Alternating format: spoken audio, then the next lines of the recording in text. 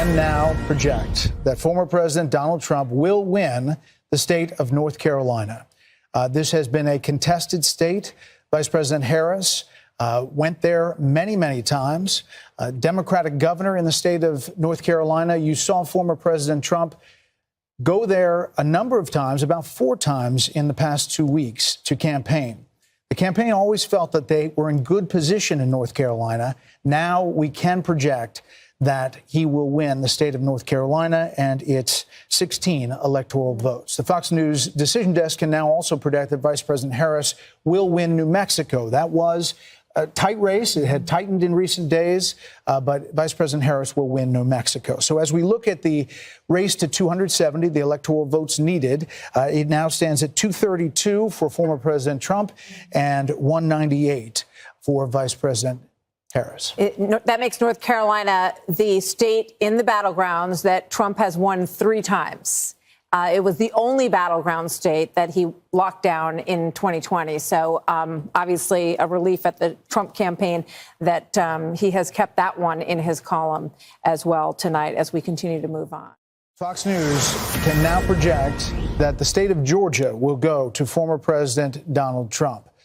This was a really hard-fought battle. If you think about Georgia, loses it last time to President Biden by 11,779 votes. For some reason, that number sticks in my mind. And this is a big win. He went there, campaigned there, and so did Vice President Harris numerous times, thinking that Georgia could stay in the Democratic column. You know, he had a difficult relationship with Governor Brian Kemp. If you remember, 4 years ago, after losing Georgia, they tried to salvage 2 Senate races in Georgia. A month later, special elections.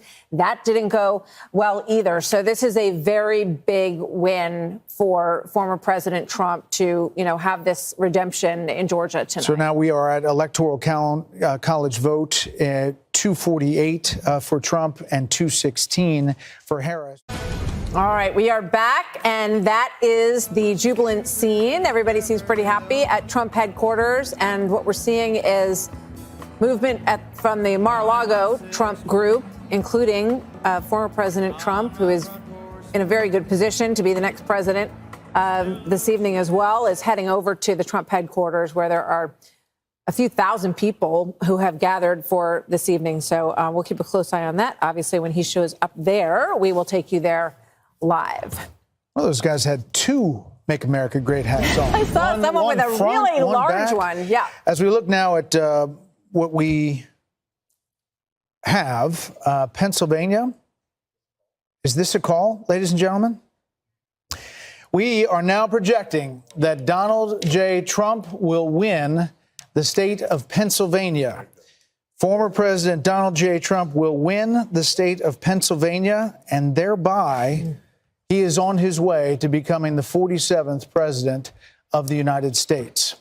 With this, the path for Vice President Harris has narrowed, and there's really no path going forward. It's vanished. This is historic. Everything was about Pennsylvania. Everything from the beginning was about Pennsylvania. Now, former President Trump will win the state of Pennsylvania, and we can make that call, the 19 electoral votes. That puts him at 267, not officially over the 270, but the path that it takes to get to 270, he is well on his way to becoming the 47th president of the United States in what is going to be the biggest political phoenix from the ashes story that we have ever seen, ever. I mean, I'm going to say it's more than Grover Cleveland in 1892. Yeah, 1892. I don't think that Grover Cleveland was not the subject of a Russia investigation, 2 impeachments, 2 assassination attempts. Indictments. They have indictments, 91 indictments, convictions, and there is almost nothing that hasn't been thrown at this former president, and his tenacity in wanting to go back and run again, which he announced immediately after he lost in 2020. This is a huge historic moment in the United States of America as the former President Trump is closing in with just a few electoral votes away now from clinching 270 as Pennsylvania is called for Donald Trump. We're looking live, 1:21 a.m. in the morning at Trump headquarters. The cheers coming up. We're told the former president is there, as well as J.D. Vance, Senator J.D. Vance. They are getting ready to hear from former President Donald Trump. Again, at 267, not there yet, but looking at where that vote is in Wisconsin, where the vote is in Michigan, where the vote is in Nevada and in Arizona. There is no path, Brit Hume, for Vice President Harris, and just 30,000 feet. What this means. Well, I'm old enough to remember when Richard Nixon was declared dead in 1962. Remember the famous speech he said, "You don't have Nixon to kick around anymore."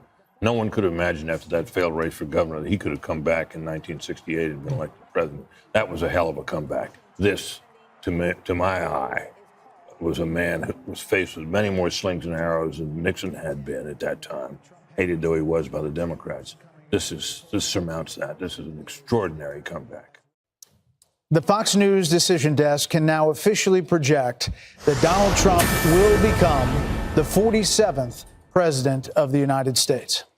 The former president's comeback will be complete with a win in Wisconsin, a state that he narrowly lost 4 years ago. He is now the second president in U.S. history to win non-consecutive terms. The first was Grover Cleveland in the late 1800s. Senator J.D. Vance will become the 50th vice president of the United States. Voters express deep frustration with the Biden administration, and former President Trump and the future President Trump overperformed in urban areas, particularly with men, proving that the strategy that they doubled and tripled down on over the course of the last few months absolutely succeeded and brought him back to the White House. 47th president of the United States. Former President Trump now defeats Vice President Kamala Harris, who entered this race just over 100 days ago.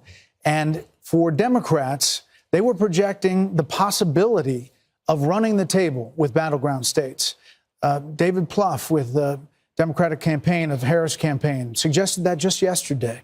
Now it is possible that Donald Trump runs the table with these states and builds on a big landslide electoral win.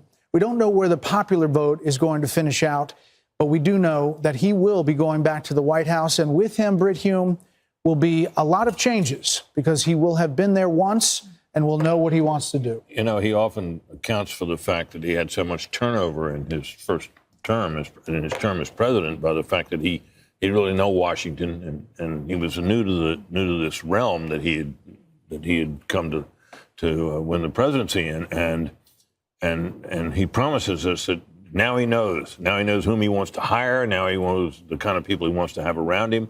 A lot of people are saying that means a lot of very experienced people around Washington will be ruled out, and maybe they will. But it's going to be very interesting to see the kind of people he reaches out to and reaches out for in the days and weeks ahead as he. And you've seen you can see the joy on all these people's faces. An unprecedented campaign concludes with Donald Trump once again becoming president-elect. And just moments ago, the Fox News decision desk can project that President-elect Trump will, in addition to everything that he's got so far, claim Michigan. It completes his sweep of the 3 blue wall battlegrounds as he did back in 2016. Trump recapturing the White House after a strong performance in all the battleground states that could potentially see him win all 7 of them, though 2 remain uncalled at this point. President-elect Donald Trump now announced winning Nevada. The state's been called by Fox News, putting him at over 300 electoral votes. He flipped the state he lost in 2020 and 2016. So Trump is now edging closer to an absolute clean sweep of battleground states. He currently holds a 6-point lead in Arizona, which is the only state that has not been called. It's got to be coming soon. Yeah. Meanwhile, Nevada Democrat incumbent Jackie Rosen has been reelected, fending off a close challenge from combat veteran Sam Brown. Republicans are now in striking distance of a House majority with nearly 24 races still too close to call.